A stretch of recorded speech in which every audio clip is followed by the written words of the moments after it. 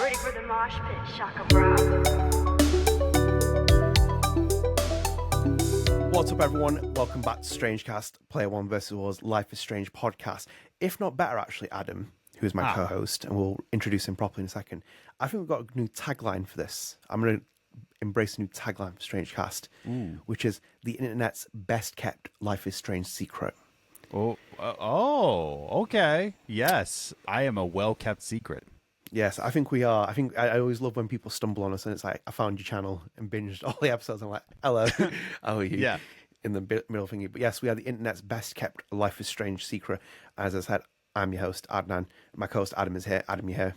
I am here, and the only reason why I had to work is because I lived in North Dakota. Yes, and for the dollars to fund the vinyl addiction. I caught some of your live stream, and I just noticed in like the middle section, you're like, Adam couldn't be here because he lives in North Dakota, so he has to work. And I was like, yes, I have to work because I live in North Dakota. Yes. People don't go to North Dakota for that reason. They're just like, they go to the South or anywhere else. They don't go to North Dakota. They don't work in the South. No. Just North Dakota. Yeah. Just the North Dakota. But yes, as Adam alluded to as well, I did do a live stream, which thank you for everyone who joined that. And you can go and check out because there's a video on demand version as well. Well, thank you to everyone who joined it. It was and obviously that'll be a big talking point in this episode. This could possibly be as well, Adam, before I get all the other introduction stuff done, probably our biggest Life is Strange episode of StrangeCast in recent memories, considering the scale of things that we're going to be talking about. Tell. Well, yes, because we also obviously had double exposure, and that was on our Life is Strange StrangeCast first ever live stream that we did. I haven't lost all words there. The first ever live stream that we did, which obviously, again, thank you so much to everyone who joined. That was crazy. We had I don't think we ever embraced that. But anyway, we'll get on to the actual main topic in a minute. But before you start as well, before we start, sorry, I'm losing my mind here. Before we start, if you are new here, as always, please do consider dropping subscribe on the channel, turn on notifications, like the video, and share with your friends. It kills me every time I say this, guys. You know that as well. But again, it helps support the channel, helps keep up to date with the channel, helps give us a little channel a bit of support because we've just crossed 1,150 subscribers. So we've seen a massive influx, which is great because of the Life is Strange season is now in full swing. The StrangeCast is available on all podcast services. So we're available on Spotify with the video version, Apple Podcasts, available on everything. And we are now, Adam, just before I started recording this, on 199 followers on Spotify. Oh, really? We are one shy of it now. So we were 195 recently. We are now one shy of that. I we saw also the have 195. Yeah, and we are one shy now, and we have 20 ratings on there. So thank you so much to everyone who's rated us. And if you haven't already, please do rate us because it helps support our podcast. We have 20 ratings, 4.9 rating. I blame Adam for the 0.01% deduction, but that's a different topic in itself. I blame myself for a lot as well. I think it's when you took your cap off. I think that's when you dropped. It's probably when. But yeah, as I said, guys, there's live streams on the YouTube channel. If you do come in just for podcast services, go and check our channel out. There's loads of live stream videos I've uploaded there, just YouTube exclusives. We've also got the Lost Records Journal out, which is available. And again, Lost Records Journal will return later this month. That's our Lost Records Focus podcast, which is turned bi-weekly. Adam, we've got a lot to talk about. Yes. We've got a lot to talk about, and we've got a couple of small news pieces here. We'll cover first before we get onto things. So should we kick things off? Yes, let's kick it off. Okay, on the pitch. On the pitch. Yes. Small piece of news. Yes. Life is Strange Heatwaves is still coming, guys. We know that it is still there, even though we've obviously had double exposure being announced, among many other things. But I sent Adam an Audible link, which we found online, and it features Brittany Morris's Life is Strange Heatwaves, and it's narrated by none other than the Mori, Erika Mori, Alex Chen herself. Which is really cool. So currently Audible is saying it's going to be listen for free for 30 days. So you can sign up to Audible for free and check it out. Or if you want to support it, obviously buy it from Life is Strange Heatwaves. And Erika Mori is narrating this as well. So it's very much the Katie Bent's approach on Steph's story. So I thought I'd send this to Adam because I think it's cool for that. And we're just making you aware of it. Because obviously if you like Alex Chen, which you should, and you like Erika Mori, which you should as well, you've got your fix here of Erika Mori as Alex Chen narrating this book. Yes, and I'm trying to see on the link if they have the set date, because I know it's coming out next month if I'm correct, but it doesn't give the release date on Audible. But yes, it does seem that Erika Mori is narrating this. I'm also trying to see if she narrated any other books, but it looks like this is going to be the first audiobook that. Oh, okay. I see right here. Release date August 13th, 2024. So It's a big pushback, that. Yeah, I thought it came out in April July 9th. Well, yeah, it originally was going to come out on your birthday, but then they pushed it back. I thought the July, but now it's saying August 13th. So, but yes, it says right here, Erika Mori, and we love Erika Mori here. She's been on the show twice. 3 times? Yeah, twice. Once for Life After Strange, twice for StrangeCast. Yes. So we love Erika Mori. We are Team Erika Mori. I am so happy, and that makes me also think that this book is going to be more Alex Chen story, because the previous book was Steph related, and that was narrated by Katie Benz. But this one's going to be narrated by Erika Mori, which tells me it's going to be very much Alex Chen focused. So I am happy about that. I will be listening to this. I too will be listening to this because we know that Erika Mori is a book fiend. She is very much an active book reader. I have no doubt about her VO skills to do a narration in a book, and I'm sure she will knock it out the ballpark. So good luck, Erika Mori, and we will be picking it up and we will be talking about it. Adam, next piece of news. Yes, next piece. I'm excited about this. Next piece. So 4 days ago, when we're recording on the 16th of June, Don't Nod put out on Instagram that it's our birthday this month. We're 16. Yes. After 16 years, our game list is getting bigger. Which Don't Nod game do you already have, and which ones do you want? And on the list, obviously, there's Remember Me, Life is Strange, Vampire, Captain Spirit, Life is Strange 2, Tell Me Why, Twin Mirror, Gerda, Harmony, Juson, Banishers, Lost Records, Bloom and Rage, and Koira. So that is the catalogue of Don't Nod games. I imagine this would have taken a bigger topic stage in another StrangeCast, but obviously, as we've alluded to, there's a lot to talk about in this kind of podcast. But Adam, I think for 16 years, for a studio that, as Don't Nod is, and I'm still currently researching and learning about as well, I think that the last at least 5 years they've really started to pick up, not 5 years, 10 years, they've really started to pick up steam and find like at least a foundation and a future, if anything, because obviously Remember Me was a good game, but not like a financial success. There was also like financial implications that happened because of Remember Me. They didn't go bankrupt, but it's like, there's financial implications. And then going forward, since Life is Strange, there's been a recovery path, but also like a new vision that's been outlined in the last 5 or 6 years. And then also that includes games like Koira, Juson, Harmony, all these games that have started to come out. I think this is a good kind of sign for Don't Nod anything, because it shows you that, for example, they have worked with publishers and it's had good success with them. They're also building a wealth of original IPs that they can publish and develop themselves.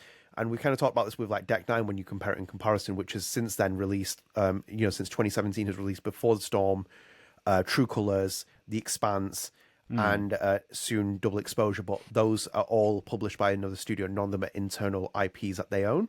So it's like a complete juxtaposition here between Don't Nod and Deck 9. And I'm kind of happy that we have, like, Don't Nod looks very strong going into the future, and especially with the pipeline of games that they still have in the makings, which includes obviously Lost Records, which isn't out. Yeah, I also didn't realize that Vampire was only their third game as a company. When that game came out, I was just like, it really feels like a game that like had a standing, like people. And I know that Focus Entertainment had their hand in Vampire as well. They did Banishers, which I'm close to beating Banishers. I'm very close. It's been very, very busy for me, but Banishers, I will say this. If you like Vampire, you're going to love Banishers. So I'll put it that way. But yeah, to say that they've come all that way from Remember Me, like going out from the gate, Life is Strange, and then having Vampire, and then having Captain Spirit, like it is just like really crazy to see that's like on a timeline scale, because all these games have great standings. So, but I love their titles. Absolutely, yeah. And as you said, they're dabbling in different genres, and the Focus one has been good for them as well, from a standpoint of like royalties and getting kind of like success on a different genre. Because obviously, you look at like Remember Me was a good game, didn't have financial success as it should have done, owned by Capcom. Life is Strange done really well. Obviously, it speaks for itself. Vampire has done really well. It speaks for itself. Life is Strange 2, great game. Tell Me Why, which is a collaboration with Xbox Studios. Twin Mirror was a little bit of a hit and miss. That was their first self-publishing outing that they did, and it didn't hit the high expectations people had, and even for money-wise as well. Because I believe as well, I think off the top of my head, Twin Mirror was originally meant to be published by Bandai Namco. For some reason that's in my head, and I don't know if I'm right or wrong. If you can check that for me whilst I keep rambling, that would be brilliant. But I'm pretty sure Bandai Namco was attached to Twin Mirror at one point. Obviously, Gerda has been a small publishing. That's their first external publishing they've done. Has had good success. Harmonies.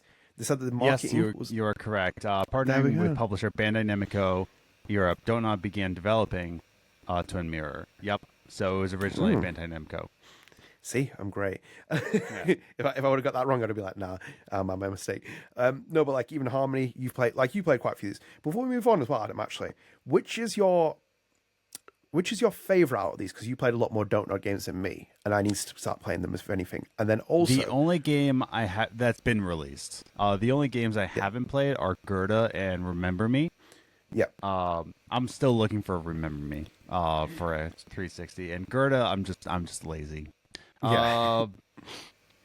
Okay, so man, if I'm not counting Life is Strange, because Life is Strange is like obvious because we're all in StrangeCast, but honestly, man, Jusant, I really like Jusant a lot, so I'm gonna say like that's my favorite title out of all of these, besides Life is Strange. So yeah, very nice. I would probably go with Tell Me Why, because I've played some of the others, but Tell Me Why was a great game, and I think more people should play it. And it's still free, by the way, as well, because it's Pride Month in June, and the Don't Nod and Microsoft team have made it free, as they always do every year, so you can go and check that out if you haven't, and I would recommend it, because I do think it's a very good game. Speaking of Don't Nod, Adam, our next piece of news, and it'll be our final piece of news, and it's a very small one, but I felt we should include it. Obviously, it was the Summer Games Fest. It was also Xbox Game Showcase, and in there, Don't Nod had a presence, because we had Koira. Koira was there. That was Studio Tolima's game, not Tiny Bull, if I want to keep mixing up, but it's Studio Tolima's game that they are being published from Don't Nod. They revealed a trailer at Day of the Devs. I really enjoyed it. It looks quite cute, per se. Like it's very nicely artistically shown. I'm still liking what I see from it. It's got a nice little vibe, and I think I'm going to keep my eye on it, if anything. I'm definitely keen on seeing it. Hopefully, it doesn't release in the GTA 6 window. Like, you know, I know.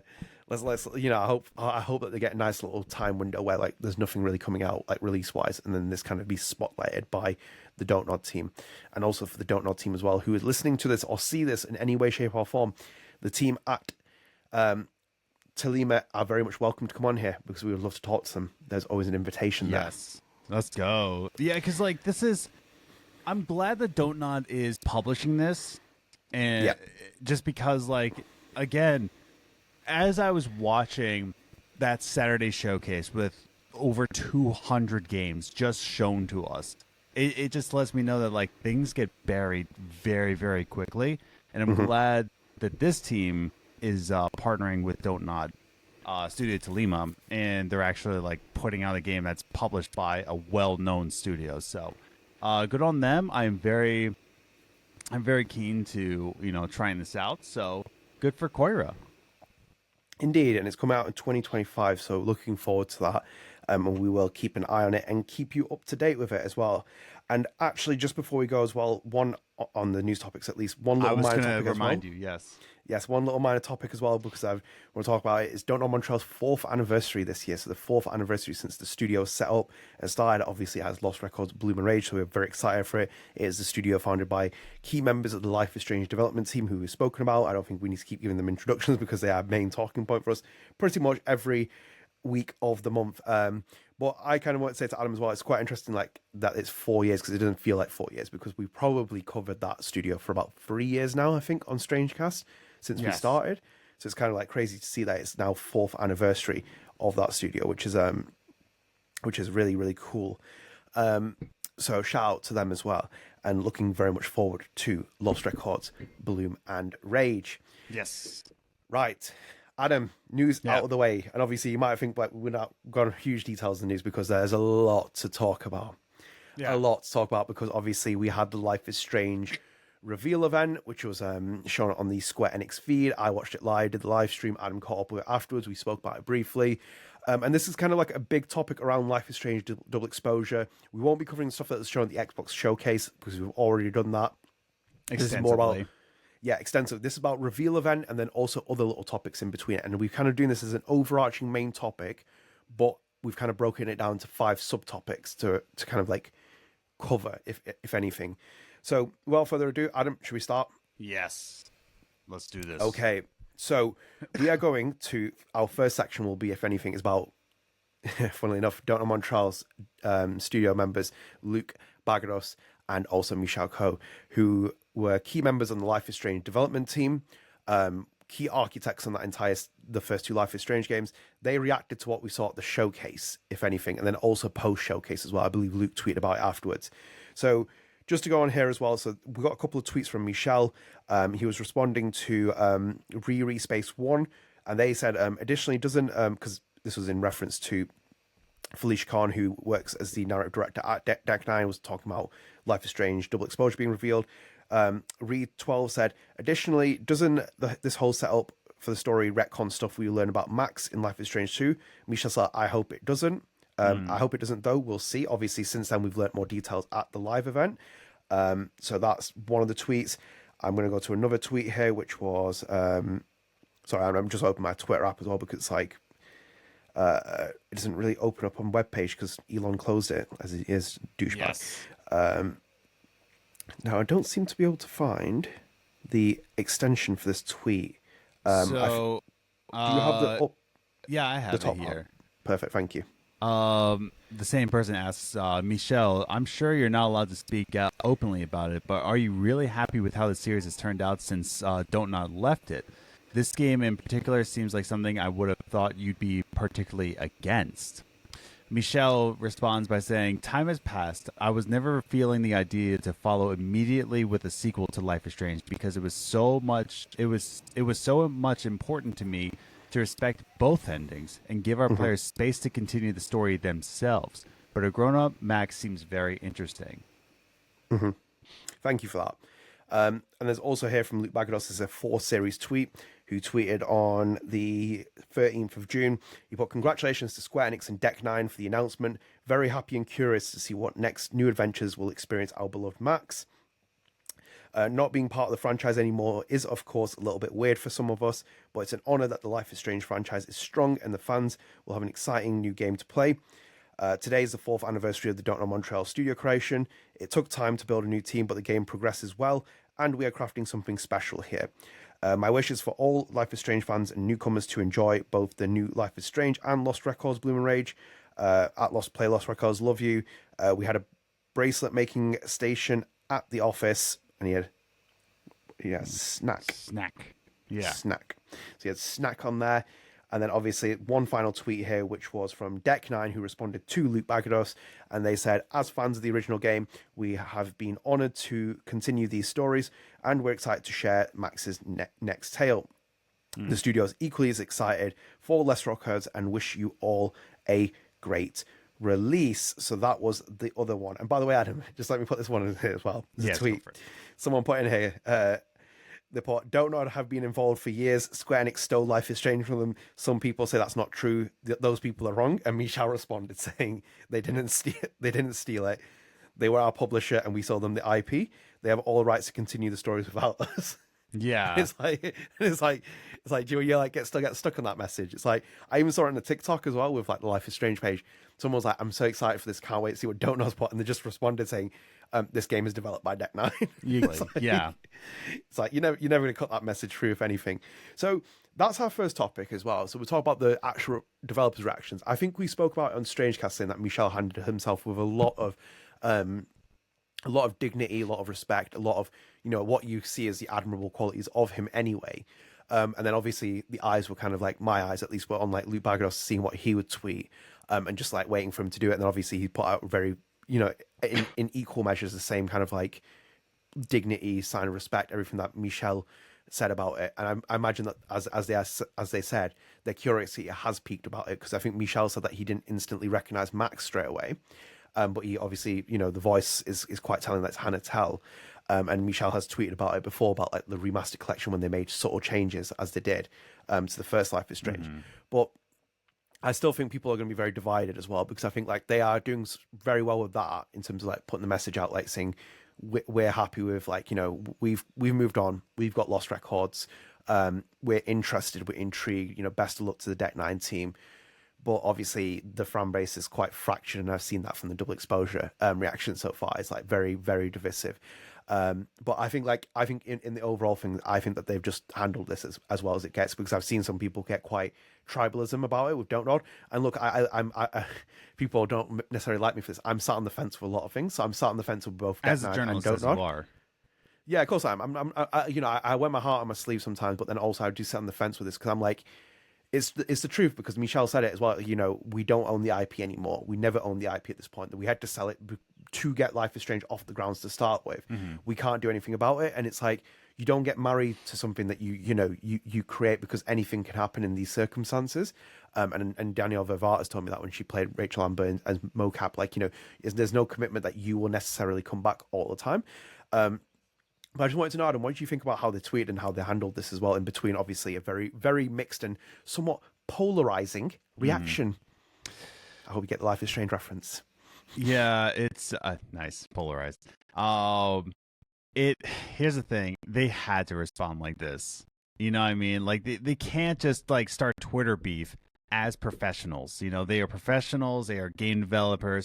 They're in the limelight, so all they can say is like cordial stuff. You know, it's not like, you know, if somebody took my IP from The Essence of Life and like made like a movie out of it, bro, I would be salty all I want, because I'm not professional. Like, I can just say like, hey, that's my IP, get out of there. And you didn't even cast Kylie Brown to play you know, anybody. So you know, I could be salty, but they're professionals. What strikes me, like, out of all those tweets, there's one thing that Luc said. It strikes true. Where Luc says, "We're all feeling a little weird about this. Like, it feels weird." Yeah. Like, his exact quote writes, Luc's reaction. I just want to read it verbatim without like misquoting him. "Not being part of the franchise anymore is, of course, a little bit weird for some of us." You know, I like how he puts it there. Like, not being like is, of course, a little weird. Yeah. For some of us. So it's just kind of like, I think that's as salty as they can and should get. You know, it's just kind of like, it's just kind of weird. Like, you know, we made this, and you got to think about, like, kind of like that. Like, even with Cliff Bleszinski, like, you know, he had Gears of War 4, 5, and now E-Day. And that was like his coming of age, you know, like that was his big break, I guess you want to say, you know. And now it's like, I'm sure he doesn't feel a little weird. He's always tweeting about like how great they're doing with Gears. But even Kojima was fired, right, from Konami. He didn't just leave Konami. Like, Konami fired him. I know there's some gray area with it, like with what. Let's say it's allegedly their relationship is fractured. Let's use that as a better way. That's the thing. It might have been mutual, but now they're putting out, you know, Metal Gear Solid 3, you know, without Kojima. Like, Kojima will not be a part of this, and that's got to feel really weird, because like Metal Gear Solid 3 was like, I don't want to say the best one. I really don't want to say one of the best. It's one. It's what really struck out Metal Gear. Yeah, you know, it's got to feel a little weird. We're now coming to a time where we're getting a lot of remasters and reboots and remakes of IPs where the original creators are not going to be a part of it, and that it's such a weird era to be in. And unfortunately, with our developers, you know, for StrangeCast. Now we're starting to see the hits, you know, it's got to feel a little weird for some of them. I feel weird. Yeah. I've been with this franchise for 10 years. I covered it as a journalist at one point. And to know that like Luc and Michel aren't affiliated with the franchise is a very weird feeling. And then on top of that, to cover it as well, it's just very weird. Like you said as well, Cliff Bleszinski offers himself so many times to Microsoft to be a consultant because he loves the Gears of War franchise, and they never take him up on it. But he offers it because he's got such a strong connection with it. Even, for example, my eye is on like the new Gears of War game with Emergency. Obviously, I'm a huge Gears of War fan, as I've always said before. But at the same time, I'm kind of sitting there like, you don't have Rod Ferguson anymore. You don't have Cliff Bleszinski anymore. Yeah, it's true. They don't have Rod. Yeah, they don't. You don't have key architects of those people who brought those characters to life. So you can bring Marcus Phoenix back and Dominic Santiago, but will it work really? Same with like the Metal Gear Solid 3 remake. It's still probably going to stay very true and authentic to the Kojima experience because it's very hard to make something outside of his wheelhouse. But they are going to change certain things. I can see that, and it's the same with Life is Strange without like Michel or Luke being involved there, and like the Don't Nod team knowing like full awareness of what's actually happening in the timeline as well. Yeah, and it's like, obviously, like, for the best thing that could have ever happened, in my opinion, is that Square Enix had like tried to get Luke or Raul or Michel as like a consultant on the game to add credibility to it, like to add a bit more weight to it, if anything. But obviously, I don't think that they'll necessarily take it. Just my own opinion, not what they think, but it's like my own perspective. I don't know if they'll take that, if anything.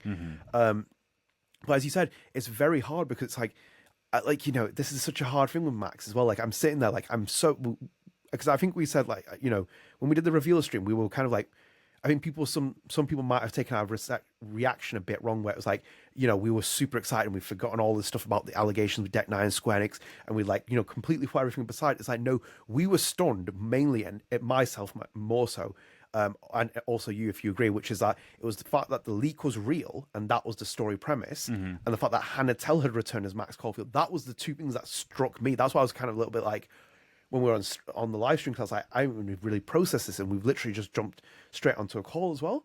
But they have handled themselves really well with that. And speaking of which, Adam, I'll put this quick tweet in here as well, because I didn't include it because it's a little bit old, but Michelle here tweeted, oh no, where's it gone? Yeah, sorry, here it is. So it was Natalie Flores who tweeted saying, and this was literally post reveal of Double Exposure at Xbox Game Showcase. She put, she looks so different to me, honestly. If you ask me who the person on the right is without letting me hear her voice, I would be like, OMG, I don't know, some white girl. Yeah. So they put that, and it was a picture of Max from Double Exposure, Max from the original, and Michelle responded saying, I admit I had a hard time to recognize her, but I was so happy to hear her voice. She still looks cool though. Yeah, so, I showed it to my friend who just recently played Life is Strange for the first time. Yeah. And even that person said, like they just played Life is Strange. Just. Yeah. And they're saying, like, oh, that's Max? And I'm like, yeah. And I'm still defending. It's two different artists, two different Like, it's, I don't know. It's a hard thing to be. I would not want to be a lead artist on this game. Let's put it that way. No. Yeah. They've basically gone down the art direction that they did with True Colors. It's in the same vein as it. You can see it. But I think, like, for me personally, they could have made Max a little bit more standout-ish. Yes. It's like giving her some notable attributes that kind of like make it. Because as I said to you before, the Vicelli comics that we did, I interviewed Emma Vicelli. She was like, the most important thing about those comic series was you see the comic book cover on the front. So Claudia Leonardi is doing the artwork for it, Andrea Ezio. You have to see it. So if you walk past that, you notice it's Max. Like, there's like pictures where she's like got like a big blue butterfly behind her, and like she's wearing a dream catcher in the thing. She's got a butterfly tattoo. I think they could have done something like that where they added a bit more to her. Like, you know, even if it's like wearing Chloe's, like, you know, it's like something like a Chloe necklace or something, just kind of add a little bit of layer to it, because then it's hard, because otherwise this is now being appealed. And also as well, just to kind of add on to that and complete trail of thought, which is they might have done it intentionally because they are trying to project this as a new coming entry. Yes. So that you can be a newcomer to the series. So they don't necessarily want you to basically be, oh, I don't know her, so I won't play it, because we've heard reports and like rumors and stuff that the Final Fantasy VII sequel, Rebirth, didn't sell as well as the first game. And it's like, that in itself is like, I kind of understand that, because obviously it's so hard for publishers to sell sequels if people don't play the original games or play in that universe. They kind of always do a, like, almost like a soft reset for a sequel, which is, I don't really like as a kind of thing. I want a straight continuation. You should play the first game before you play the next game. It makes no sense. But yeah, I think like what you said with it as well, most people are quite mixed with it. And I think Michel at least is doing what he needs to do, because if Michel puts something out and it's his honest opinion, and this might be his honest opinion, I'm just using this hypothetical, if he was like cutthroat, yes, and he was a bit more kind of like brutal about it, then it would cause reaction. So for example, when he spoke about Life is Strange Remaster Collection, and he expressed his kind of like thoughts on Max crying at the end of it, why they added it, instantly it gained traction from everyone. People were like tweeting about it, people react about it. We covered it on the podcast. It was a topic. Yes, we covered it on the podcast what Michel was tweeting about, and it's like, if he does anything like that, then it causes like you know, it causes even more fractured and divided people. And I think some people were, I would say some people were probably looking for Michel to kind of like be cutthroat and be like that, or even Luke being like, well, Max is, we have our own Max with this special on this and that. But I think they just handle it well because they're like, yeah, it's like, it's interesting. It's quote unquote weird a little bit here and there for us not to be involved. But as you will, that's the way the industry works. They've been in it longer than I have, and that's, I've ever been in there. I think that's the best way to summarize it. Like, that's just how things work in the industry, It's not even just games industry. It's film industry. It's music industry. It's like any kind of entertainment. This is just how it works. It's not all rainbows and butterflies. There are some cutthroat businessmen that are out to get IPs to make them more money. And am I saying Square Enix is one of those? Yes, absolutely. I was just about to say, I was going to finish it off here. I was going to be like, Square Enix is the perfect example of that. And speaking of Square Enix, should we include it into our second main subtopic? Yeah, let's do it. Which is utterly despicable. And I've said this is utterly, utterly despicable, but as you go. So all of the Life is Strange double exposure editions have been announced. All of them, of course. So we have the standard edition. So the standard edition, it includes the base game. Yes. There's not any pre-order incentives. You can purchase a physical copy from the Square Enix store, or you can buy it digital on your platform. It costs $49.99 in the US, or $49.99 in the UK. There'll be a Nintendo Switch version, but at a later date. So it's not coming straight to Switch, as you will. So that's that. Then we also have the deluxe edition. So you receive 2 DLC packs, the Spooky Outfit Pack and the Decades Outfit Pack. Yes. Do you remember when this would have been included in a game for free, Adam? I remember those days. I remember those games. Yeah. Days 20 years ago. It's all came out of Free Horse Armor, Yeah. Yeah. Oh, yeah. I wonder how many people know what Horse Armor is. Yeah. That'd be an interesting reference if you don't know that. Do look it up. I think it was the turning point. But yeah, each one comes with 5 costumes for Max to wear, though these will be available as separate once double exposure launches, of course, make a bit more money. At the time of writing, there's no mention of how much these packs cost individually. What's more, the deluxe edition appears to be available digitally. You can pre-order it for $59.99 on the US, and then also $59.99 in the UK. So which is a £10 increase, essentially, isn't it? For 2 packs. Yep. Only £10 for it, a bit of cosmetics, but as you will. And of course, the big one, the Ultimate Edition. So in case you weren't aware, the Ultimate Edition of Life is Strange Double Exposure has proven contentious with fans. This is because anyone who pre-orders it will get early access 2 weeks in advance on October 15th. Not just 2 days. Admittedly, early cases only include the first 2 chapters and not the full game, but that still means everyone will need to spend the following 2 weeks dodging an early game spoilers. It also comes with not just the Spooky Outfit Pack and the Decades Outfit Pack, but 4 additional packs too. Those packs are the Final Fantasy VII Outfit Pack, 5 outfits inspired by characters from Final Fantasy VII, including an admittedly adorable-looking Moogle hoodie, fan favorite outfit packs, 5 again from Life is Strange games, Chloe Price's Misfit Skull shirt from the first game, Life is Strange 2 themed Wolf Squad. Surprised Life is Strange 2 is even getting a mention there, but as you will. The Paw Prince Cat Outfit Pack, 5 cat-themed outfits, and exclusive cat content. So you get a cat DLC as well. Yeah. That's what we're going to incentivize people off as well.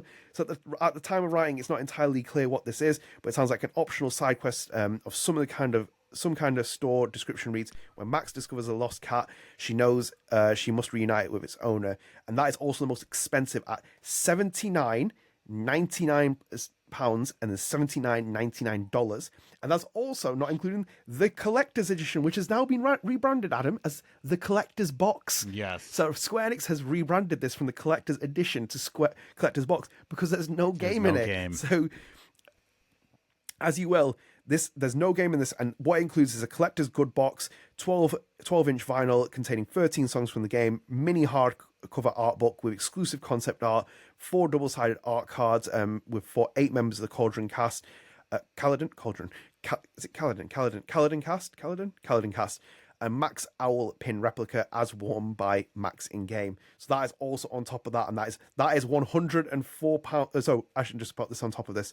So this collector's edition can only be pre-ordered by the Square Enix store, and it's in limited quantity. So if you want to act fast, it'll set you back £54.99 or $59.99. That's not including the additional costs for postage and stuff. I'll add that as well because I've done it myself.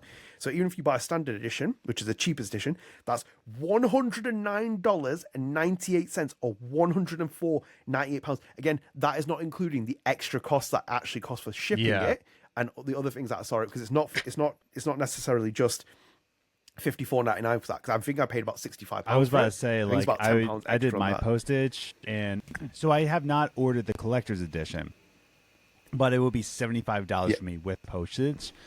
So I'm in real time. Okay, so I am on Square Enix site, right?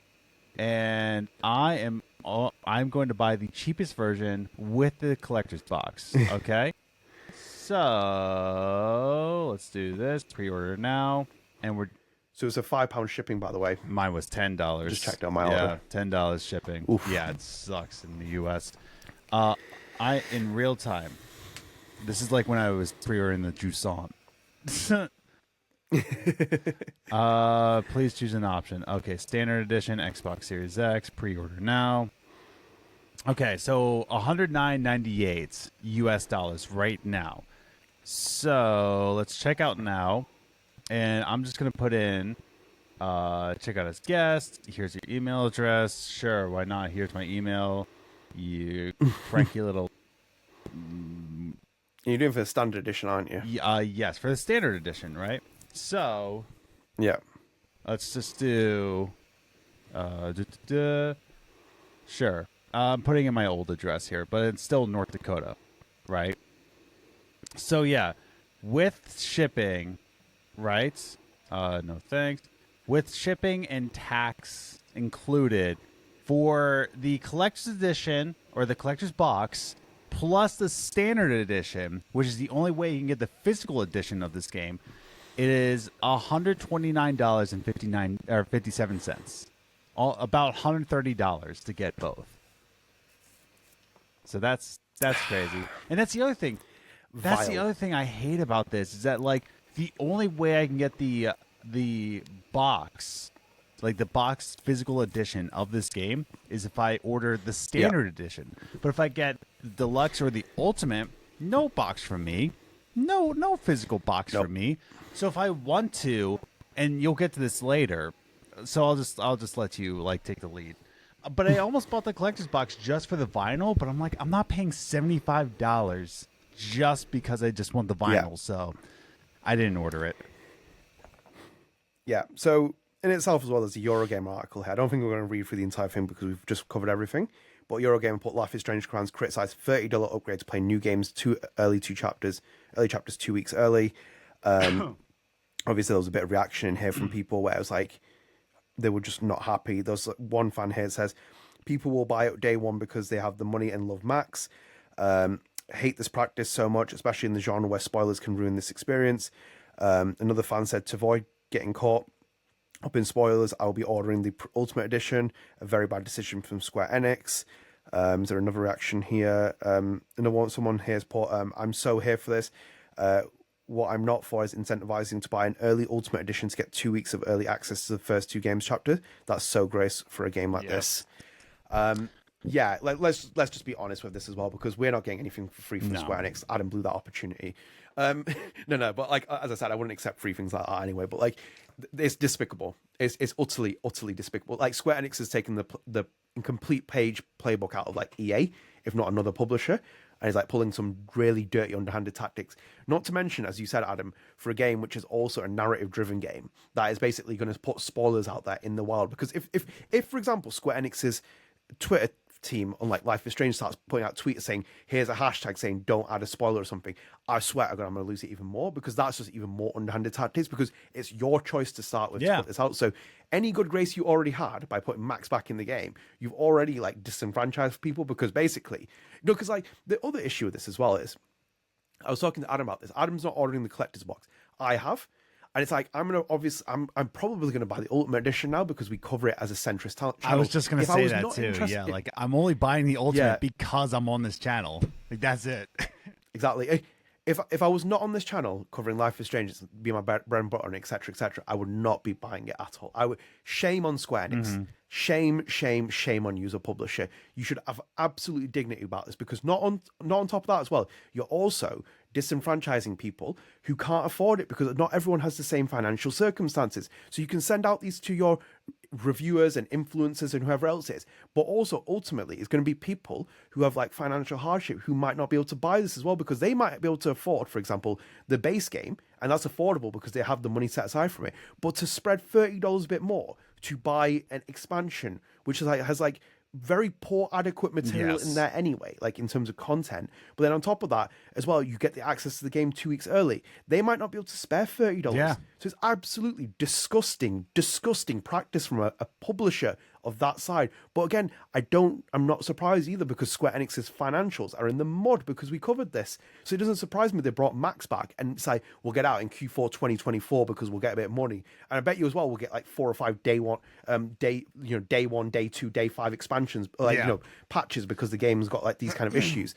And it's like, it's just not ethical in any way, shape or form. And I find it so utterly reprehensive that I haven't seen other people tweet about. I've seen some people tweet about it, but I wish more people would be like replying to that Twitter feed saying this is underhanded tactics, because it's a narrative game as well. It's not like you're giving free access to a multiplayer like Call of Duty, because most people are like, well, if you're a Call of Duty fan, you'll buy it. You can't ruin the story for Call of Duty's multiplayer. I was about to say, I've never seen like a early access 2 weeks. So I have a aluminum cap theory about that.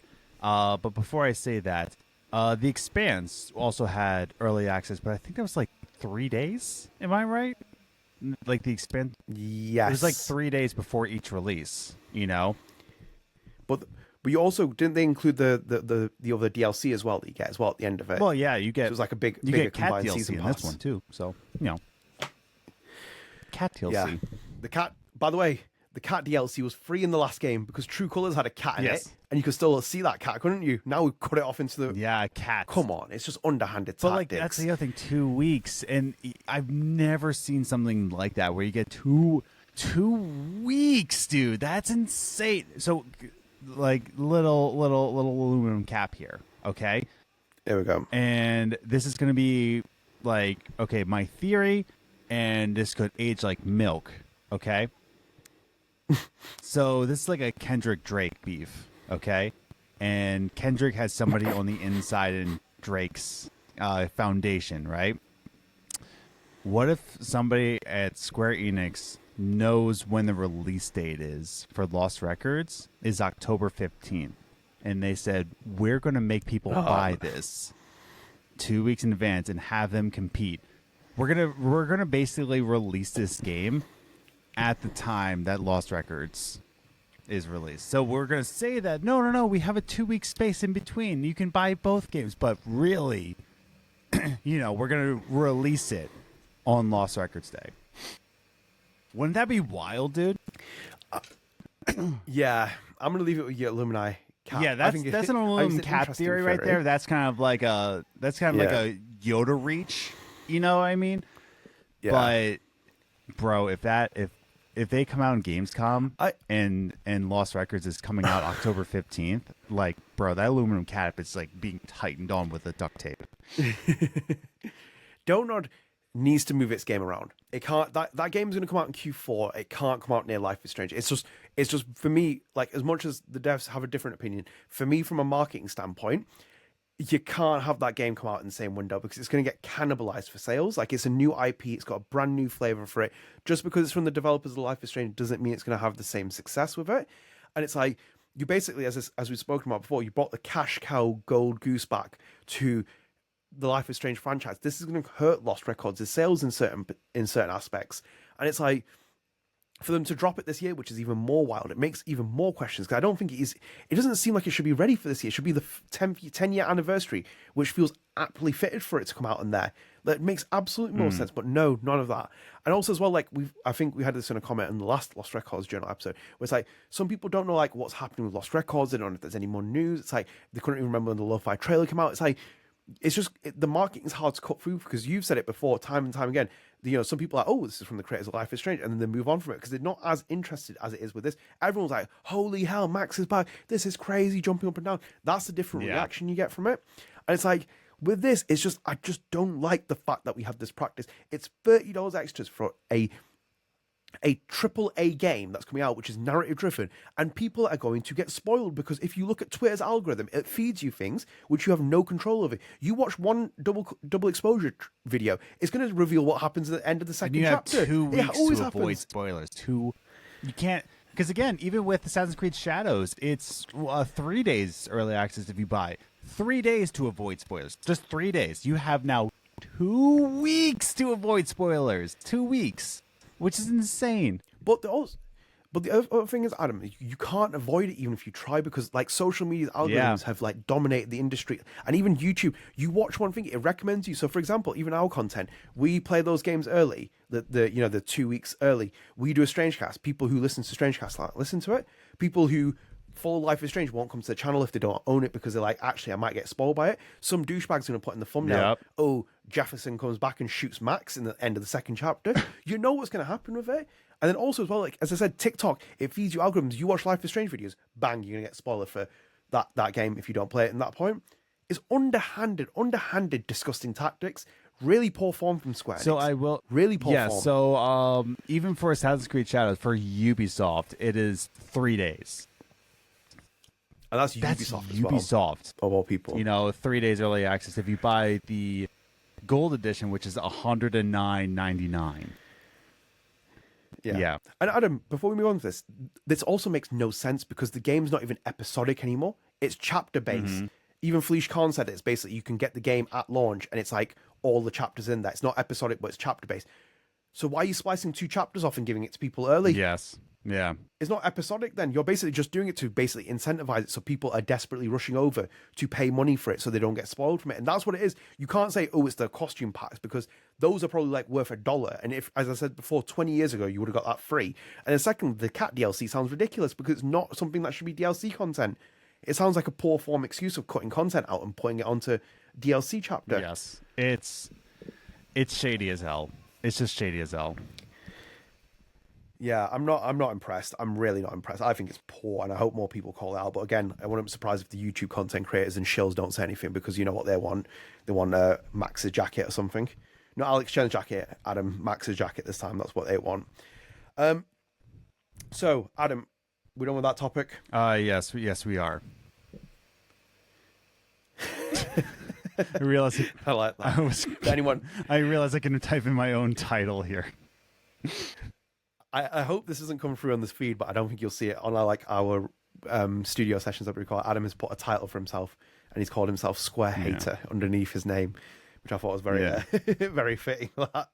Adam, so we'll go into chapter 3 of our 5-part topic breakdown here. So this is the reveal event itself, because we both watched it. We both learned things. And I'm just going to read a couple of things out here, which is from Eurogamer. So it's Life is Strange Double Exposure developers finally weigh in on which ending was canon. Neither. Yes. Interesting. Life is Strange Double Exposure will support and respect whichever endings you choose. In the original Life is Strange game, developer Deck 9 has said an extended look at its upcoming sequel. Just reading this out, guys, again, in case anyone who hasn't followed it or watched that event.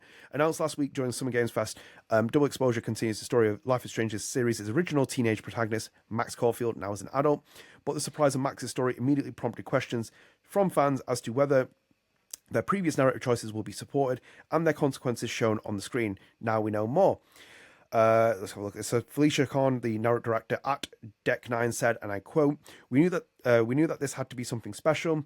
We knew we had to respect 2 unforgettable endings to the first chapter of the Max's story, whilst also crafting something new, something fresh that echoed Max's past challenge, even while it moved Max's personal story forward. End quote. As to which of Life is Strange's endings was canon, Deck 9 said that there was no single canon choice, fitting perhaps for a game about dual timelines. John Stauder, who is the director of the game, said, and I quote, it was really important as Deck 9 that if we were to make another Max adventure, that the game would have to respect both endings. Life is Strange Double Exposure does that very thing. There's no canon in our books to that game. Double Exposure will respect both endings in Max's thoughts, her journals, her SMS, her interactions with other characters, what she opts to reveal about her past to her new friends. It's all reflective of the final choice. End quote.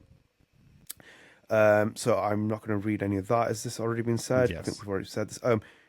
As for how double exposure will import players' choices, Deck 9 has said that will be handled originally in the game's early scenes through a conversation with Max and new friend Safi. So we're going to go through here. Yeah, so today's presentation on double exposure appeared to show a fragment of that, where Safi asked Max about, quote unquote, girl with blue hair whose picture you keep in your wallet, end quote. So, and also on that as well, Max can choose to reply that she and Chloe are friends, or that she was a high school sweetheart. And one more thing here as well, Game Inform, which was Life is Strange Double Exposure's video shares extended gameplay and reveals how it acknowledges the original game's ending. So they put here, and I'm going to quickly scroll down to where it's the part about powers, because we've read the other stuff. So in terms of gameplay, Max has lost her original rewind power. Instead, she can instantly swap timelines in certain spots to explore two versions of the same space. She'll use this power to solve puzzles and circumnavigate in inaccessible space. For example, a locked door in one timeline may be unlocked, or Max learns how to unlock it in another. She can use a pulse ability to extend her supernatural senses to determine weak points between the timelines, allowing her to hear and to see and hear ghosts, glimpses of people and objects in an alternate reality without shifting to it. Shift is the other power, which is her breaking the timeline thing. Using this, she can eavesdrop on characters in other timelines for intel and stealthily track suspects. So yeah, the other power was called Shift now. That's her main power outside of rewinding. Yes. Adam, I've spoken about this before. What did you make of the event overall? What you saw, everything else about it? Tell me what you thought about the actual layout and design, because it was quite like studio built. Like when they had them in the actual studio to talk about things. Like, let me know what you thought about it, because there was quite a lot to unpackage. Thank you. Yeah, I like the title by the way as well. Don't know how to stand. I am so on the fence with this. I'm so on the fence because it's just like at one hand, right? I am excited for this game. I think it's a very interesting looking story. I think the story beats are going to be really cool. I like the powers. I like, I like how we are shifting between realities. It's very much a game I want to play. This is a good looking game. However, the fact that we're doing this as Max and we have to tiptoe around like the different endings, like the whole point, like the fact that Square and Deck 9 are like, we're respecting both endings. You're not because you are making Max the main character. So that's not respecting the endings. Unfortunately, with all these people like saying like, now here's the other part of that where I'm still on the fence, because Life is Strange fans, like all of us watching this podcast, we've been screaming for Max, Max, Max, but we've been screaming for Max and Chloe. But like, if you say you're screaming for Max and Chloe, that's not respecting both endings, you know? Like, I get it as Deck 9. Like, I get it in a way of just like, fans have been screaming at you to bring back Max. But then you bring her back in such a way where this could have been the original Deck 9 IP. This story with powers and time realities and all this, it could have been their own IP. It could have been a different character. It could have been exciting. But, you know, they put Max in, and I'm just so torn with this. You know, I'm glad Hannah Telle's back. I'm glad we're getting the Max story. It's just, man, like I watched a reveal event and I'm just like, I am like torn with this game, you know?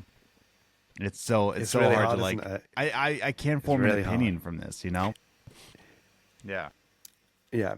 Because I think if you watch this podcast, you'll be very conflicted with the way that we react, and it's hard to read what we actually feel and how we're presenting it, because obviously we're not the YouTubers like, smash the like button, we're super excited, yeah, Deck 9.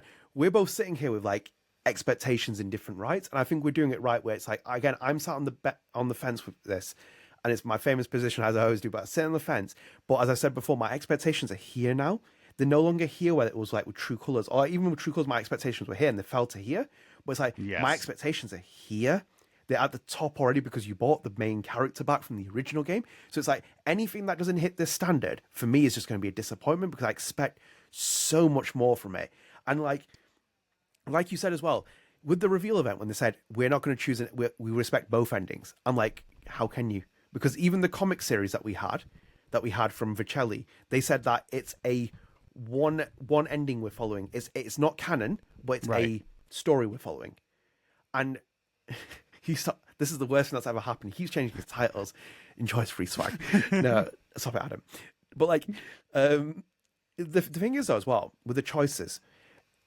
If you chose the Bay ending, choosing Chloe Price over Arcadia Bay, you've already spat on the fans at that point with the fact that you're not respecting both endings, because you're basically not going to have the Max that shows soul and character with it. We've only seen early stuff, by the way. I'm not completely like being like out of the picture where they somehow fix it.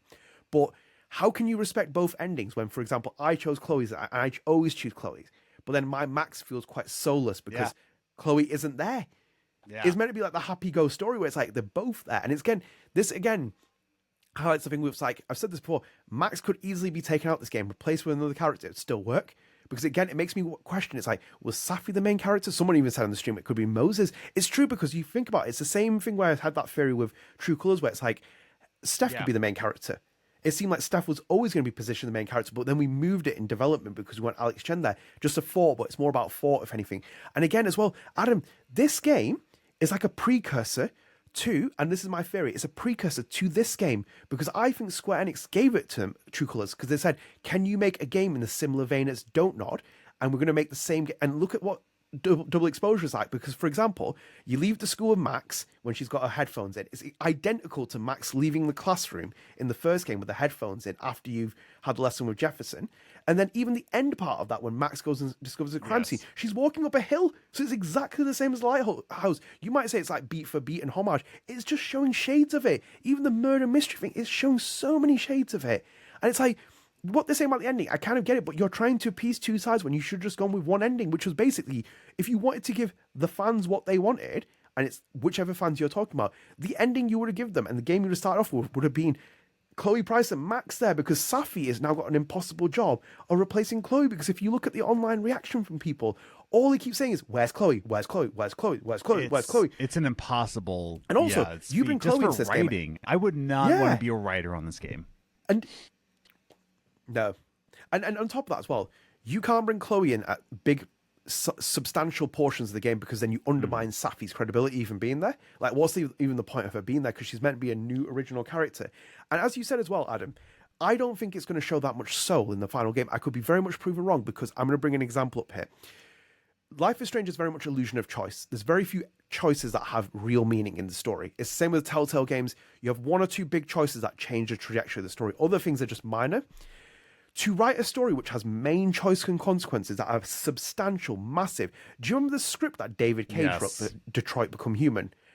They wrote a mammoth script. I can't remember how big it was. Mammoth script. But that's what it is, because you see it. Marcus can die.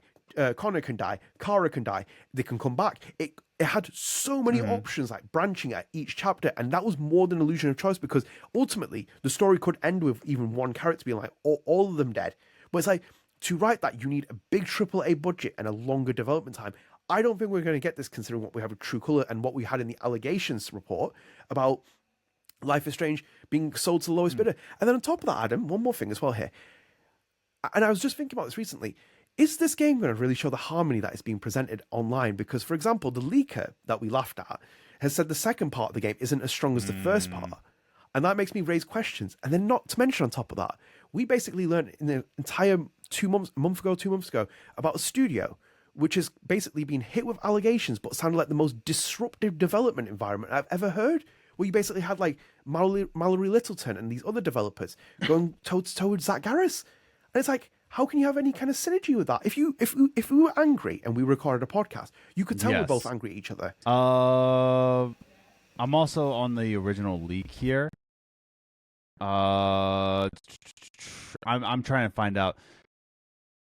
We saw a different character model of what Max looked like 10 years in the future. Concept of town, college campus. We also saw the apartment. You could customize different furniture and decorations. There's also a side quest. There's also a side quest that involved a cat that eventually became your pet. So they got the cat content. This was 5 months ago. So, wow, dude. They also talk of expansion, microtransaction. Whoa. Yeah, holiday items. It's almost seemed like a live service-ish kind of game. All in that, very promising. That's insane, dude. Wow. Yeah, Adam, I'm quite torn by what I saw, if anything. Because like even the powers, what do you make of the powers, by the way, and the story they were spinning on it? Please tell me this. Like, I want to hear. Like, man. So obviously we got the split. So it's like she can obviously split timelines at certain points. So it's like a triggering point where you can split it. And then also you have the senses. So it's almost like a True Colors evolution of the emotions mechanic. Oh, yeah. No, like, that's the thing. It's like, I get what they're going for. It's just like, oh, yeah, she can't reverse time anymore, but she can go in time of realities. And it's just like, this could have been just a good freaking good freaking Deck 9 original IP. This could have been what I've been asking for, a Deck 9 IP. Yeah. The powers are interesting, but just as Max, it's just like, why are we putting it as Max, dude? This could have been Deck 9's. Yeah. You know, and then Square's just like, you know what, Deck 9, you are going to be our Life is Strange factory from now on. And it's just like, it's now like, you know, Activision calling out, like, oh, Raven Software, you're now going to be our Call of Duty people, even though you made great titles. Mm-hmm. I don't know. I just want a Deck 9 original IP. That's all I want. I just want to see that, you know? Yeah, it felt like it had the makings for that because, like, in itself, like, as I said, that the emotions and the senses, it's like you can sense these, like, ghostly conversations. That's just an evolution of True Colors' emotions mechanic, if anything. It feels like it. And it's like, there's also no real justification for Max to develop time-splitting power, if anything, because where is the context for that? Because her rewind mechanic never had any, like, you know, real story behind it, like, you know, a backstory. But then you're bringing this idea that because she stopped using her powers, she developed a different power. So what does that mean for Daniel? What does he have? He had telekinesis. Yeah, there's so many things in the universe of Life is Strange that you're kind of retconning here. Not just with Max, but just with the franchise in general. That's just like, wait, we get different powers as we grow older. And once again, they're getting their powers after a gunshot. You know? Like, that's the thing in Life. In Life is Strange 1, of course, gunshot, she got her powers.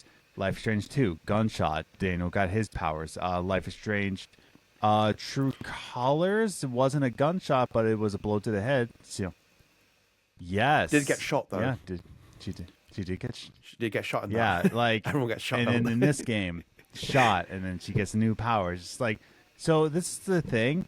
Gun violence leads to bad games. Let's put it that way. So, yeah. But as you said, though, the idea that she gets shot and she gets her powers as well. The same thing happens in the first Life is Strange. And again, like as I said, you got that entire thing about her walking out the school with the headphones in. Again, that's another example. Walking up the hill. It's basically it feels at the minute in my parts like a clone of Life is Strange 1. And it's like, I don't know how far it's going to go, because even when you have like the thing with Max having like taken the picture and you hear the siren and the noise, is a meteor going to hit it? Like a tornado, that's almost like a tornado hitting Arcadia Bay. It's like, is Caledon going to get that? It's like, really? It's like, it's showing so many similarities with that, which I'm kind of conflicted with, because it's like, the power seems interesting, but again, it feels out of place because there's no full explanation of how she's really developed it, if anything.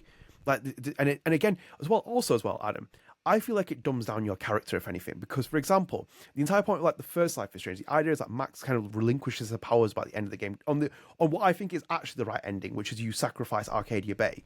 Not sacrifice Arcadia Bay, where you sacrifice Chloe, sorry. That's the ending that people kind of logically follow, and is a stronger ending. But you basically have Max kind of like relinquishing power, accepting that you can't... He stopped changing this title. Guys, he's out of control. Boo him in the comments. But anyway, you basically have Max relinquishing her powers, accepting that Chloe dies, and it's like, I can't meddle with time. And then she becomes an adult, and she's like, I need to mess up time again, because that's me, and I'm an adult, and I haven't learnt my lesson. It's like, does it not dumb your character down? Yeah, Do you not think it dumbs the character down? That's where I'm conflicted with this, because I'm just like, I want it, but just like, it just feels like, man, it just feels like Square is just, that's the thing. I am not going against Deck 9 on this decision. I am fully... Any kind of criticism, I'm not putting on Deck 9. Any kind of criticism, I'm strictly going to Square for, because Square is calling the shots here. Deck 9 is merely just the messenger. This is like the definition of don't shoot the messenger. And Deck 9 is the messenger here. But yeah, no, it's just... It's unfortunate, man. It's unfortunate. Because It feels like that when you say it as well, Adam, because, like, for example, this is a story that feels straight out of the comic books because Square Enix did this with the comic series that Emma Vicelli timelined, like, the one she wrote. Because Emma had a different story that she told me in mind that she wanted to write, but they commissioned that one instead, which is that you jump through different timelines and stuff. Like, you have a different timeline.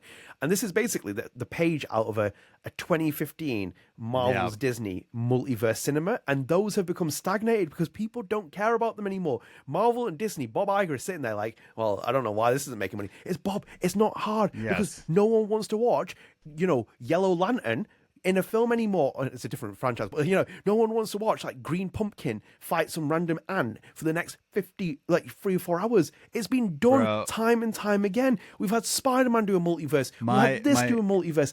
My wife sent me a great Instagram image, and it just sums that particular thing up. Disney, we're in a creative rut, I guess. Ghibli, we cannot restrain this old man from directing another beautiful film about grief featuring the freakiest little guys.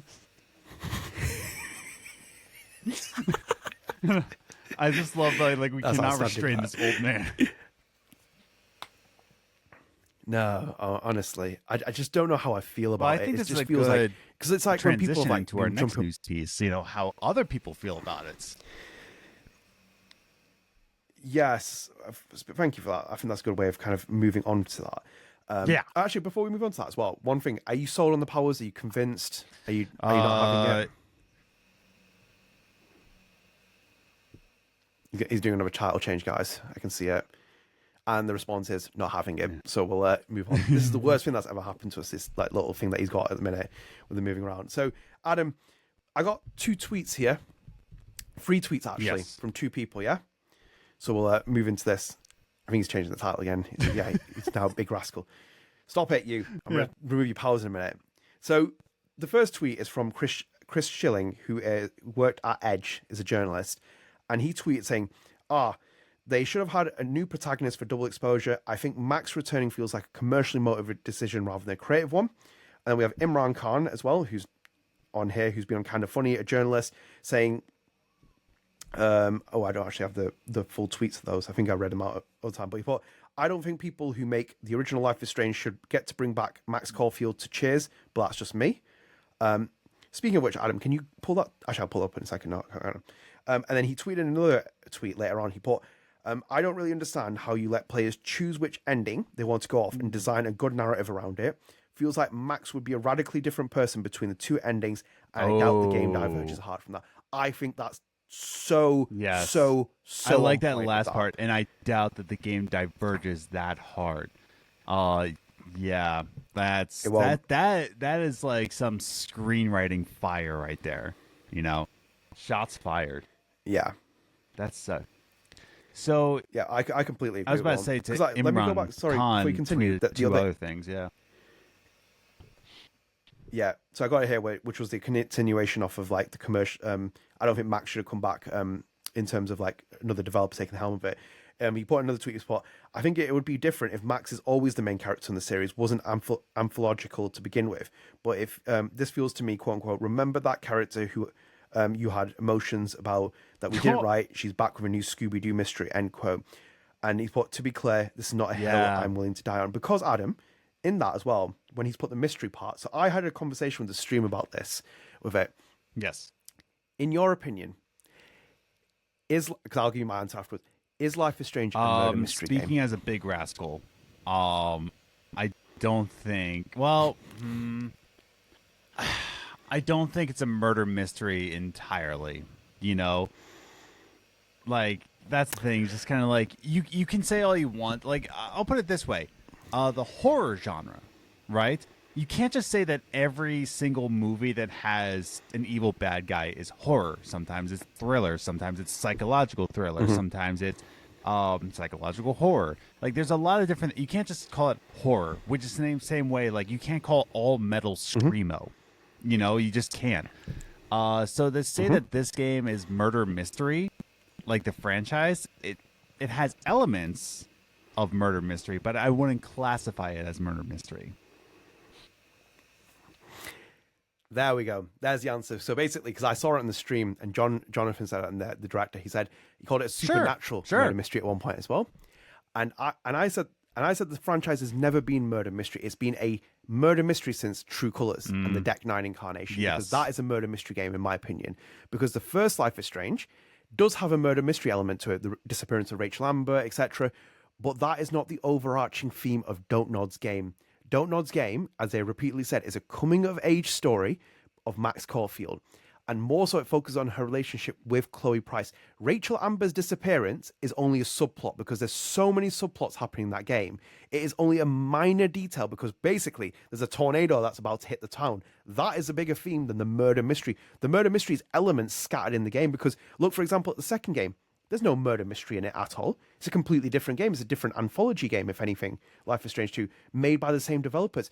But True Colors doesn't share that same connection because Alex Chen doesn't have that same connection with a Chloe Price in her game. It's not a coming-of-age story. It's about her going back to town. Her brother has died. She needs to find the mysteries behind what Typhon have done. And it repeatedly stresses that because since Deck 9 took the helm of it with True Colors, it has become a murder mystery game. It's become a murder mystery franchise. And I think that's the pivot they're going to take it down with as well because that seems to be Which, again, the way I they're want a marketing Deck it. 9 And it's original the first thing I wanted IP. to bring Like, up with they you. got the talent. They got their screenwriting talent, and they just don't. It's so bad, dude. It's so bad. It's the same way with Last Jedi with oh shoot. Yes, Ryan Johnson. Where it's just like, oh Rian man, Johnson? this is so terrible because Ryan Johnson deserves his own IP, and we got Knives Out. You know, it's such a great franchise. I don't know. Now, is Knives Out overplayed at this point? That's a different conversation. But it's just kind of like, to say that it's not a murder mystery and it's Deck 9 style, I'm like, that's why I want a Deck 9 IP, dude. I want that so badly. Yeah. I agree. I don't think any developer is going to get freedom of that franchise while Square Enix at the helm of it. They have their own idea with it. They're doing the multiverse style kind of thing. Even at times as well, it feels like there's poor fan fiction coming off. Can we give Life is Strange IP to it's like Beethoven and Dinosaur? They seem to understand the Life is Strange vibe with Mixtape. Yeah. Mixtape was quite cool. Yeah, it's quite. Have you seen the image of that girl that's floating around on the internet that looks like Rachel Amber? People think it's convinced to it. She's got the beanie on. She's got the blonde hair. Let me see if I can pull it up because I'll bring it into the conversation because otherwise it might go a bit voiced by dated. Katie Benz. Because I tweet about it. No, because I wanted to bring this up because it's just a bit weird in terms of the context I've been hearing people talk about it, and it's like it's just baffling how much misinformation is spread on Twitter. I could be wrong about certain things, but let me just send you this. And I hope you're all good, guys. Just quickly send this to Adam. I don't know if I was going to bring it up at first, but there you go. We'll come back onto the tweets in a second, but I just wanted to bring you up that. Oh. So basically, people have like gone crazy over this image, right? They've been like splicing it, they're making it small and stuff. There's even audio where people have compared it to Kylie Brown and say it's Kylie Brown. Then, Adam, on IMDb, someone's listed Kylie Brown as Rachel Amber coming back in this game. Oh, stop. But it's like, so let me clarify that for this, anyone who's listening. IMDb is not a reliable source. It is anyone can edit it. It's the same as Wikipedia. There are actors on there who have different listed credits. Just let me say, this could be Kylie Brown in a different role. However, as Adam said on Mixtapes, I got Katie Benz wrong. I was convinced. I heard Katie Benz's voice on. Yeah, Adam was convinced. We tweeted at her. She's like, no, it's not me. And I'm like, what? It sounded exactly like you because you have a distinct voice. This character does sound a little bit like Kylie. However, Kylie's voice is completely different. There's no guarantee that it's Kylie. And it also looks like an original character. Because in the scene she's in, it's original. No. Well, it's not the same. You can't tell. It's not. I don't think so. So, I think this character it's a pink. It's like got pink coat, beanie, looks like Rachel Amber. There's a reply in the bottom where there's actually somebody who lists their voice, and like there's a videotape of it. As somebody who, Kylie Brown was a voice actress on my first EP, and I had to like listen to her voice over and over and over again to like get it right. I'm not trying to say I'm a Kylie Brown voice expert, but I'm listening to this. It's not her. That's straight up not her. That's not Kylie Brown. No, it's got like little shit. Her voice is really quite different. But the thing is, though, as well, why would you put Rachel Amber in the trailer? Yeah. It made no sense. Yeah. But why is she there? Because like there's two scenes with her. Because one of them, she's in the snow during the Xbox game showcase trailer that we saw. She's like kneeling down, and Max is behind her. That's at the crime scene. You can see it because it has like one of those like little yellow squares at the bottom when they put on crime scenes to mark things. And it looks like she's probably a journalist or a reporter, if anything, this character. So it's like, why are people going crazy? And then on top of that, stop using IMDb to say it's the source because anyone can edit it. Anyone can edit IMDb. It's not the source. But anyway, well, that's another time. We'll come back onto that for another conversation. Adam, let's go back onto the tweets, if anything. I think that they're both right, by the way. Adam is now the IMDb editor, for anyone wondering. I don't know if this is going to come through if it's come through in the final feed, I'm going to be so angry, Adam. It's going to look like floating text on the thing. Adam, I think both Imran Khan and both Chris Shelley are both correct on this take. Again, let me reinforce this. If you're listening to it, we are interested, both interested parties, me and Adam, in this game. Obviously, don't think we're coming on here and like absolutely slating this idea, not giving a chance. We're both interested because at this point, it's a very weird affliction point of the franchise in terms of direction it goes. Like, we don't know where it could go from here. But I think that they both hit on the head with it. I think Max came back from a financial decision, as you've seen with Square Enix's books recently. Yeah. And on top of that, we see it with Imran Khan saying, like, you know, should anyone outside of Don't Nod really be developing this character? And felt, I agree with him because I just don't think you're ever going to get the same essence of Max Caulfield. I know some people have said to me, well, Max is older. She's a lot more mature. She's going to be a bit different and stuff like that. But you're missing the essence of the people who created her. Swan Holloway is made by like Jean-Luc, Nina, Desiree, Michel. She's going to show it personalities, traits of those people who are writing her. It's the same with Max Caulfield. Max Caulfield is written by like Michel, Luc, Jean-Luc, Christian Divine, all these people who are involved in the franchise. Mm-hmm. Max is an embodiment of them. How are you going to capture the same body of Max with that kind of thing? Because like even some of the scenes where she's like, you know, she does a chakra bar thing. I'm like, is that rightfully placed? Do I think it's rightfully placed? Maybe other people do, but I'm like, is that kind of Max? It's like sometimes she shows shades of the Deck 9 writing in terms of like a Steph Gingrich, and then other times she shows shades of like Max from Don't Nod, and it's like, hang on a minute. It's like, really? I'm like, I just don't know how to really buy it at the minute. And also as well, on top of that, let's go what they're saying as well. For example, if you choose the Bay ending and you save Chloe Price, why is your Max like really hyper and active, and like why is she like really big friends with Safi, for example? Wouldn't she have trust issues? Wouldn't she have like real big other issues? Your character doesn't have a lot of depth to it because you're choosing two endings. It's never going to be as intricate whichever ending you pick because your Max would be carrying grief with her. For example, I'd expect like a Chloe Price Force Ghost to be following me all the game because that's what I expect my Max to be like. Yeah. She's lost Chloe. Her entire life was built on Chloe. You could see the grief in her face, not in the remaster collection. You could see the grief in the first Life is Strange where she's sitting there and looking at her coffin. And it's that acceptance of, yeah, we had to make this decision, but I'm still living with this grief and I'm going to be like this. And it's like, you look at, for example, that, and I'm like, why she's being so happy? Why is she being so happy-go-lucky? I know it's 10 years. They've confirmed it's 10 year, Adam. Japanese Square Enix confirmed it's a 10-year jump on there.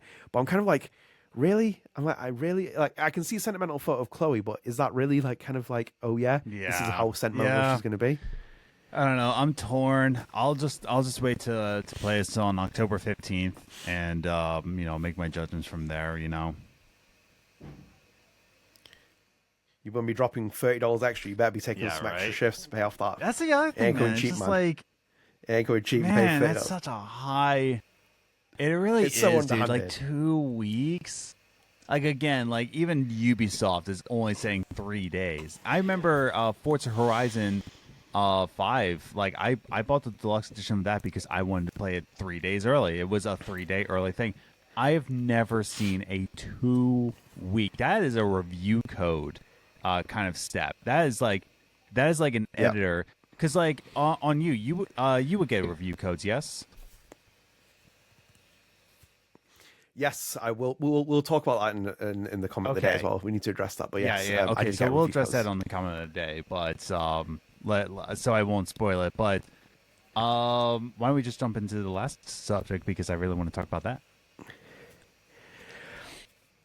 I agree. Let's talk about this. And actually, Adam, one thing before we continue on to that, I just wanted to ask you, do you think that we'll see like complete synergy in this game in terms of like a healthy Deck 9 studio working on this game, just amid the allegations you've read and stuff? Because that's my other concern I have, where it's like, do you know, like, because as I said, if I came on here angry to you in the podcast, do you not think people would find it a little bit off point? I mean, we make fun of each other's countries all the time, so what do people think already?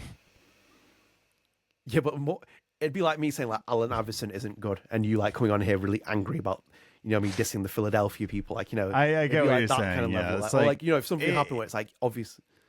But you don't think like I don't think really people care about how studios are doing internally. Only like the really hardcore gamers really care. Because if I told you, I'm trying to think of an example right now of like, oh, a game like here's the other thing. People play Ollie World, and if I tell them like, hey, Roll 7 got taken away, it's no more Ollie World, I don't think the average person would care. And that's not to say that like nobody should care. It's just kind of like, even for the average Life is Strange fan, right? If I told them like, hey, there's some allegations inside. Greatest example. Okay, so I'm still on my Ubisoft boycott because of the allegations that are happening internally. People don't care. People don't care.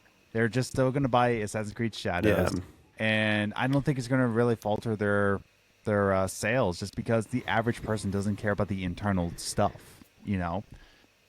It's the same reason why I don't drink Bullet whiskey, because apparently Bullet is very much a toxic workplace to live in. I don't, but the average whiskey drinker's like, I don't care, I want to get drunk. So I don't know. That's my convoluted answer, but no, it's not going to hurt the sales. I don't not necessarily working the sales. I'm just wondering if it affects development, or if you kind of see like a little bit like as the cohesion in the studio. Like, do you think that it's going to be like harmony being shown in the game story, or no? Because again, like that's the thing. It's like there's always cohesion in game development studios, and it's just like it always comes out the way it comes out. I mean, look at Gearbox. You know, there's all sorts of like cohesion with that. With you know, what CEO's name? I can't remember his name. The magician guy who lost his USB at the Ren Fair or something. No, David Blaine. He wishes, but that guy, you know, the CEO for Gearbox and his team, you know, there's always like division on that. Or even look at Arcane Studios. There was so much division on that. They did not want to make Redfall. Nobody wanted to make Redfall, and there was still division on that. So, no, it's still going to come out the way it's going to come out. You know, like there's so much internal conflicts that happen in game studios, and it's just going to come out the way it comes out, you know? Yeah.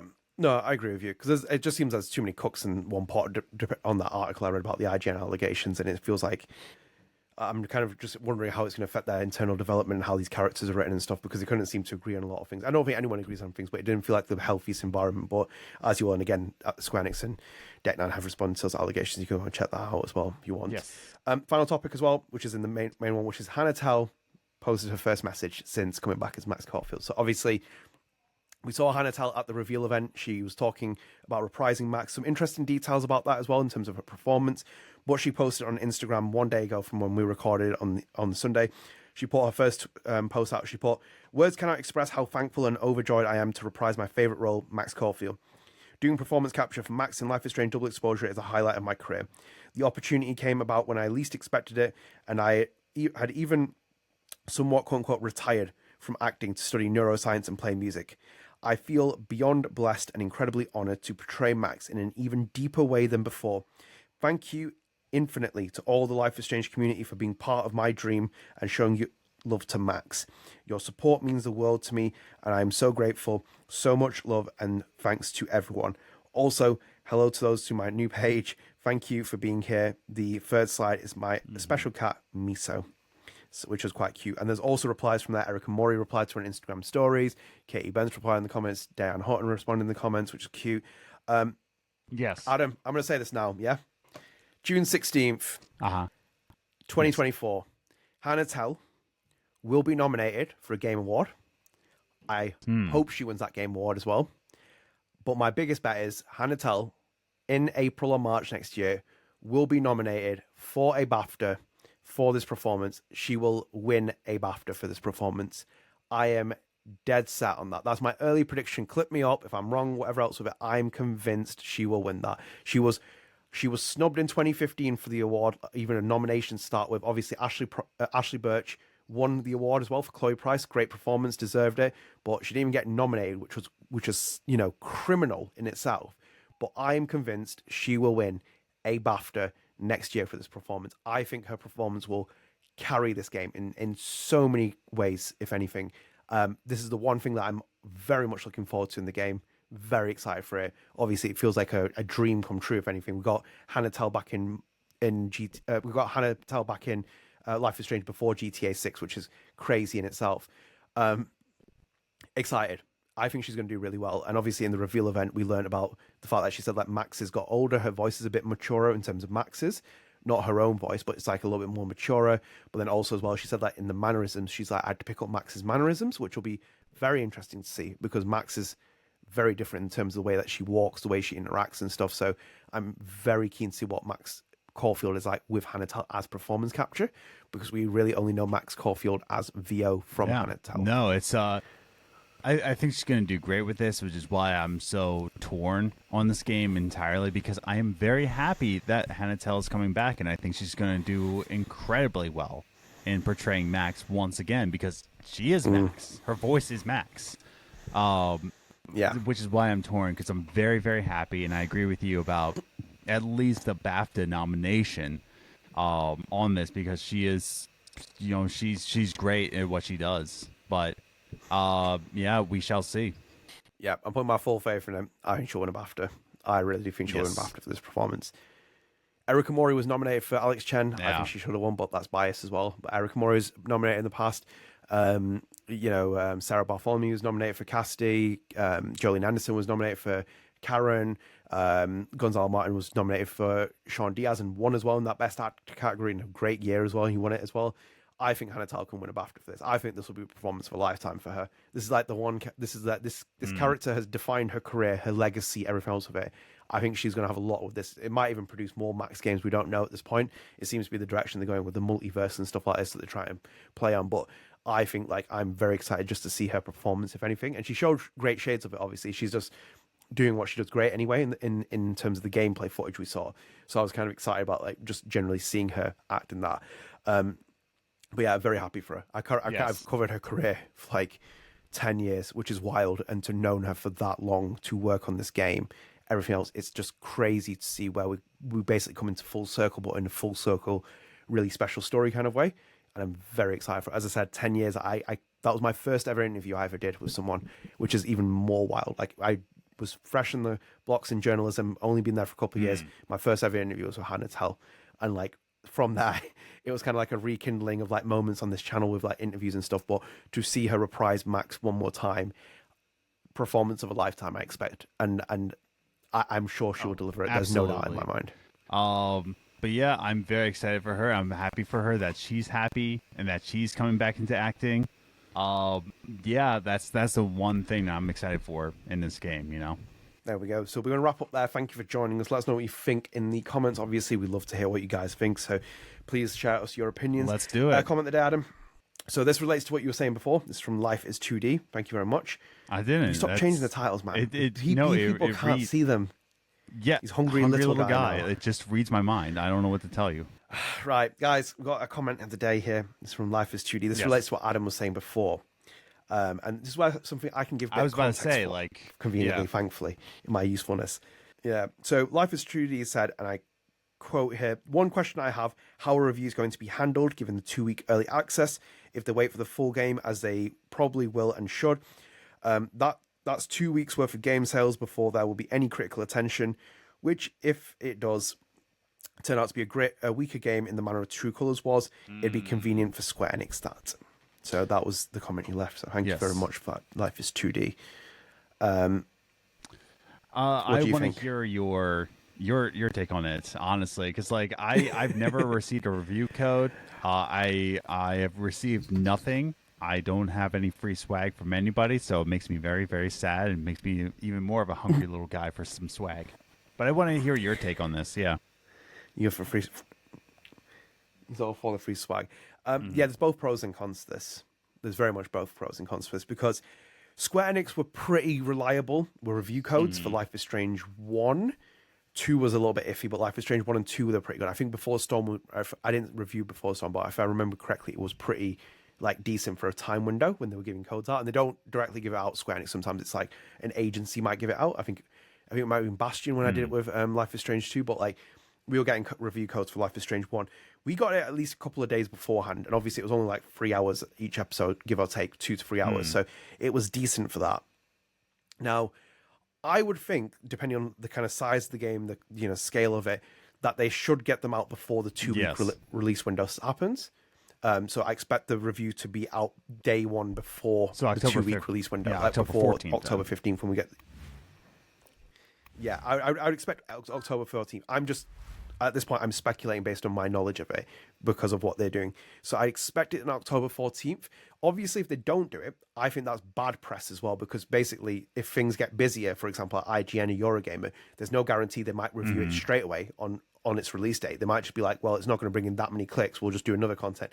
That's the business, the nature of the beast. If it's like, if a bigger game comes out or something else is more of a focus, the writer's going to be focused on that. And there might be a delay in getting the review out. So there's no guarantee on that.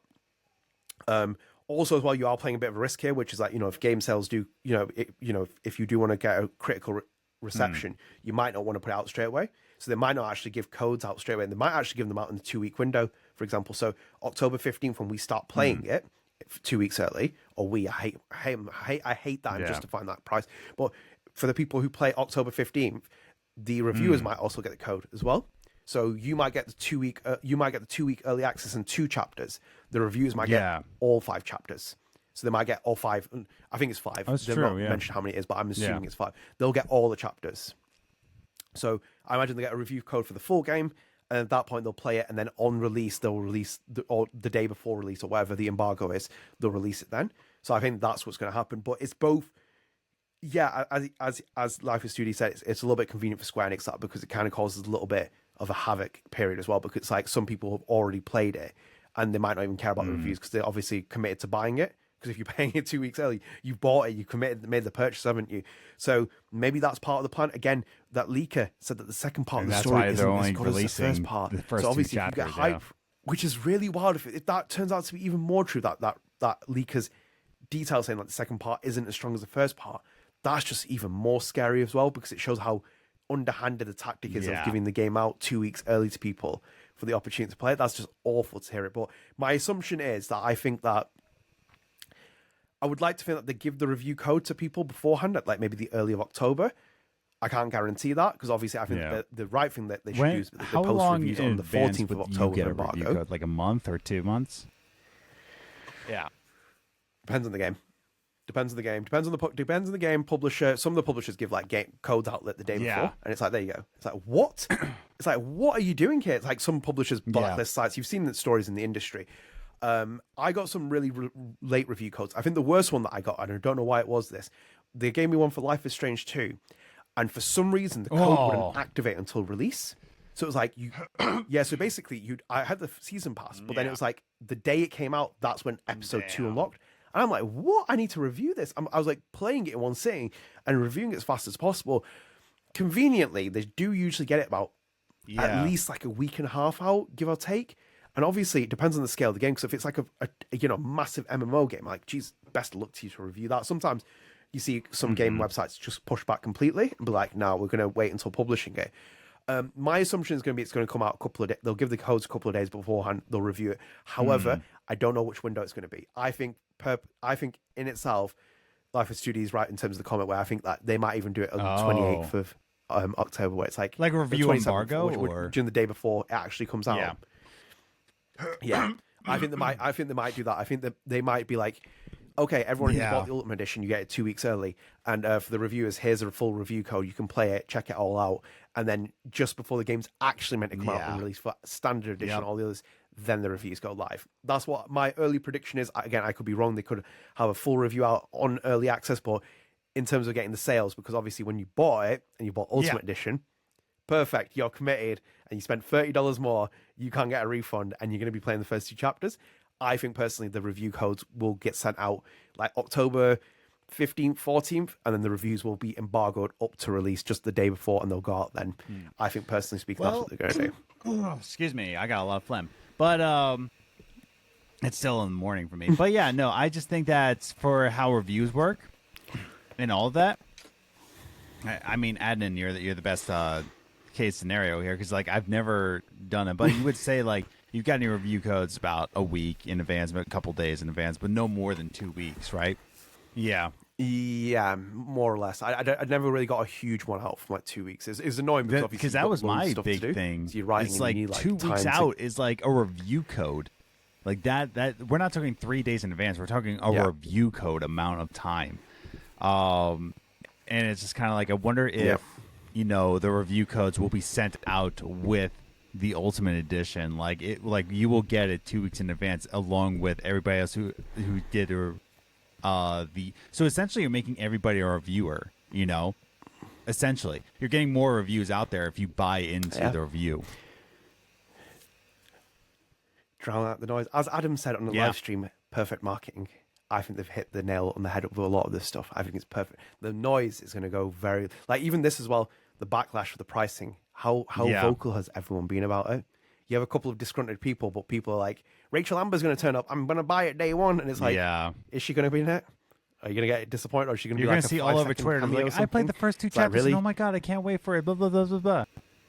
Yeah, exactly. Yeah. You're going to get all the Life is Strange stands, like really just becoming the reviewer and just saying it's so great. And if again, like what you said, if the leaker is right that the first part is better than the second part, they know how to market their game, and how they're marketing the game is like giving everybody a review code if you pay $80. Yeah, because the problem is as well, like with modern day audiences, you diluted critique. So for example, these journalists who do it, I hate when people give journalists a bad time, because they work hard for what they do. They have spent time and time, like they're reviewing a game within 2 week window. They have to play the entire game, then constructively create a critique about it and write it up in between all their other work. And it's very tiring as well, because it's not even like you're playing the game for fun as well. You're looking at it from an analytical perspective.